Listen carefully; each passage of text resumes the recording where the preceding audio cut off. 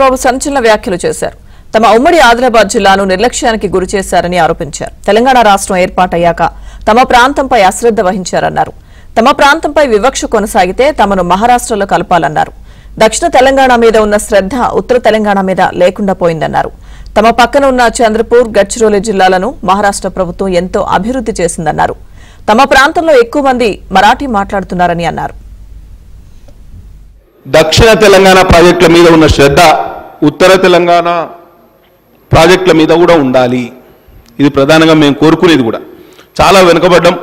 గతంలో మెదక్ జిల్లాకు నీళ్ళు వచ్చినాయి, సిద్దిపేట, గజ్వేలు, సిరిసిల్ల ప్రాంతాలకు నీళ్ళు వచ్చినాయి. అన్నీ మా కళ్ళ ముంగట కనిపించే నీళ్ళే అధ్యక్ష, మా ప్రాణహిత నీళ్ళే. గోదావరిలో నీళ్లు లేవని అందరికీ అర్థమయ్యే విషయమే. కొత్తగా నీళ్లు వచ్చినాయి ఈ ప్రాంతాల కంటే మా కళ్ళ ముందు కనిపించే నీళ్ళే మాకు కాకుండా దక్షిణ తెలంగాణకు ప్రత్యేకించి ఈ ప్రాంతాలకు తరలించారు. మాకు తీరని అన్యాయం చేసిర్రు. మా నోటికాడి ముద్దనెత్తుకపోయినరు, మా కడుపు కొట్టినరు, మామూలు తీరని అన్యాయానికి గురి చేసినరు.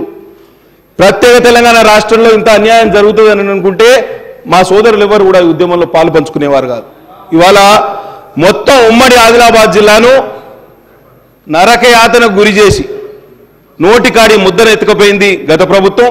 ఈ ప్రాంతంలో చాలా వివక్షకు కూడా గురైనాం.